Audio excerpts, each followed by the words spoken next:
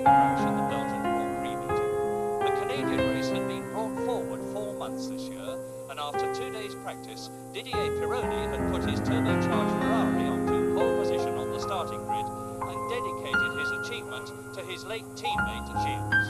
And it was Pironi who was to be the focal point of one of the worst start-line multiple crashes in the history of Grand Prix racing. As you look at the grid, on the left, Pironi in the scarlet Ferrari. To the right, Arnaud's yellow Renault, and lined up behind them, the 24 other qualifiers. But as the lights flashed to green, Pironi stalled his engine. Those at the front of the grid swerved out of trouble, but at the back, the unsighted drivers hit each other, and Paletti made massive contact with the Ferrari. Out went Bercel, Salazar, Lees, and Pironi and Paletti, of course, were stationary. Pironi immediately leapt out of his car. You see him to the right. He dashed across, the race was stopped, but unknown to anybody, as Pironi struggled to get the wreckage away from the stricken Paletti, petrol was pouring from the ruptured tank of the Osella underneath the car. Paletti had severe internal injuries and broken legs. Meantime, Pironi, having directed the proceedings, stepped back, the marshal stepped forward, and then suddenly the fire ignited. The petrol, and there's 45 gallons of it there, went up with Paletti still strapped in the car. But Paletti was not to suffer from this debacle.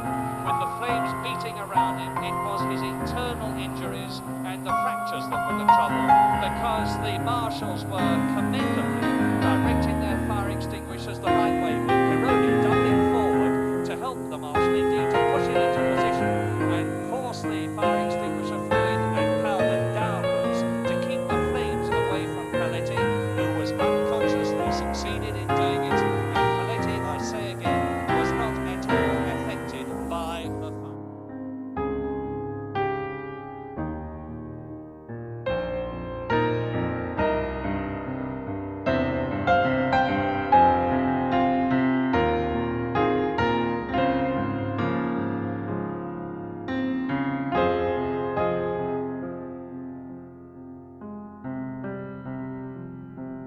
Winston Cup people, everybody in Winston Cup that's anybody is here watching this race, and at night it just seems to be so much more exciting. Less than 5 laps to go. Here comes Blaise Alexander. Lap traffic coming into play. Alexander to the inside of Earnhardt. He may get by him here. Let's see. Oh, there's contact, and Alexander hard into the wall. Hard upside down. Earnhardt slides down the racetrack. Sparks flying. Blaise Alexander's machine nosing into the concrete on the outside of the trioval here at Lowe's Motor Speedway. And Kerry Earnhardt needs to bail out of that Chevrolet quickly. That DEI car upside down. Fuel flame, it looks like, looking at the car.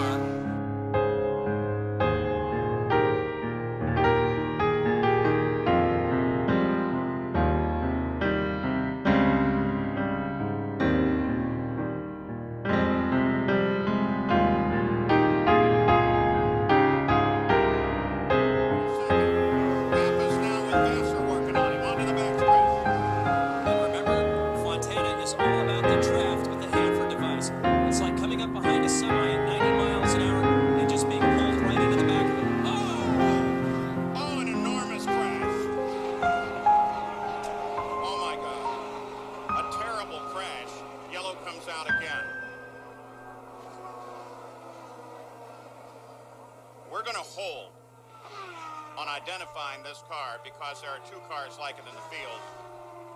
We want to assure ourselves